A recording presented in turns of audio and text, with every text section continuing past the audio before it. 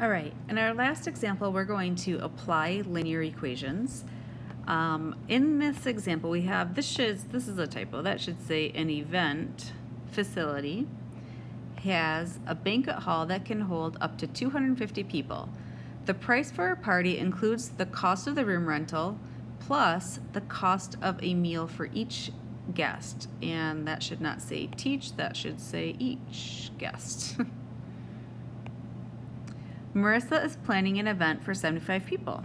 She has budgeted $1,200 for the party. Will it be enough? So just to make sure we understand what we're looking at here, along the x-axis we have our number of guests. Along the y-axis we have our total cost. So I can see what it costs for a different number of guests. So for 50 guests, it costs $725. Remember that $725 is including the room rental and the cost of the meal for each guest.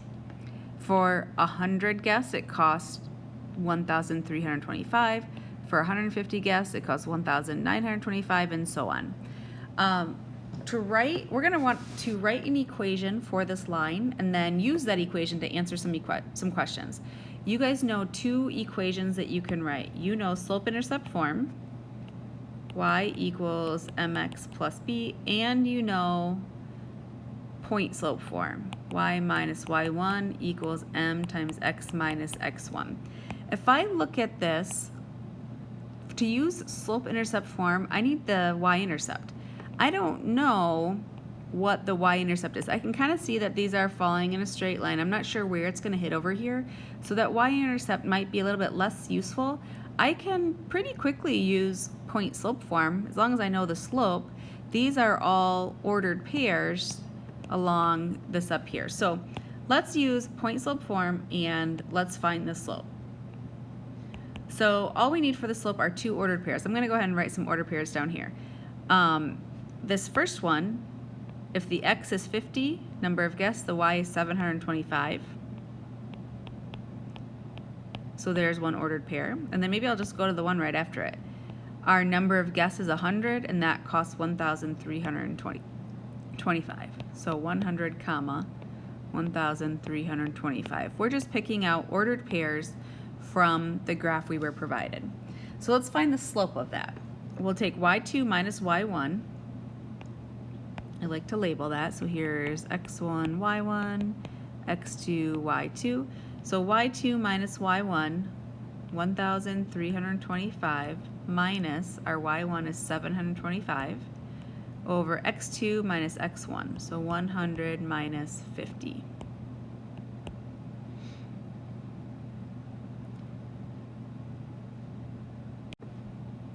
So when we subtract the numerator, we get 600 over 100 minus 50 is 50, and then 600 divided by 50 is 12.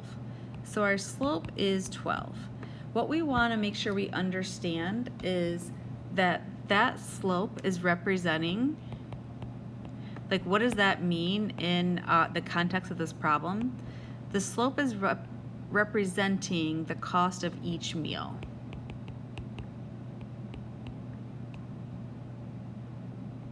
So what that means is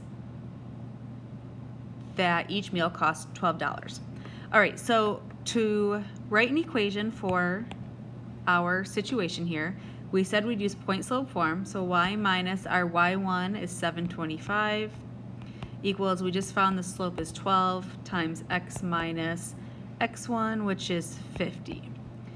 Okay, how can we use this to answer any follow-up questions?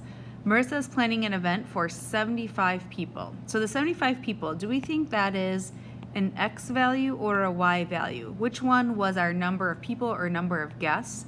So according to our graph right here, we can see that the 75 people would be an x value.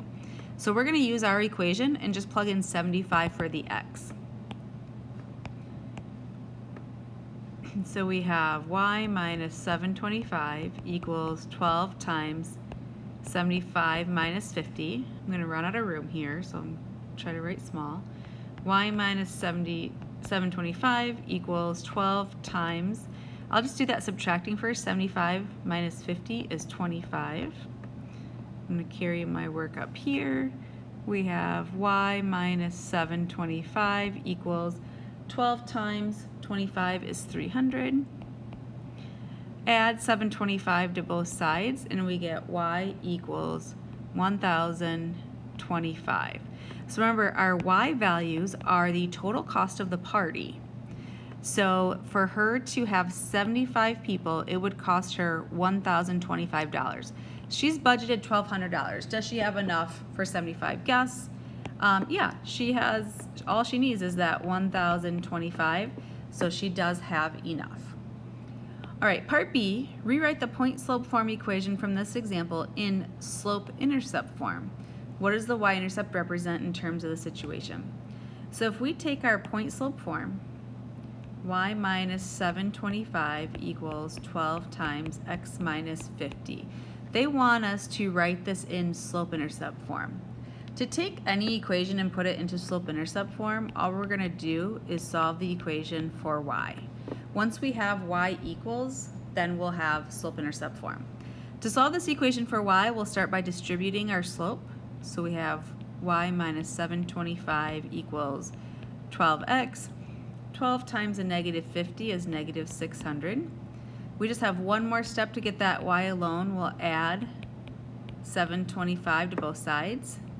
So y equals 12x plus 125.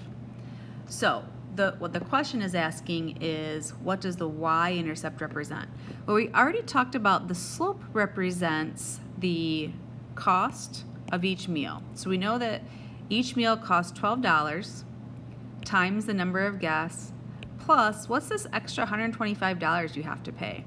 Well, if we go back to the problem, it says the price for a party includes the cost of the room rental plus the cost of a meal for each guest. So 12x is the cost of the meal for each guest, which means that this 125 must be the cost of the room rental.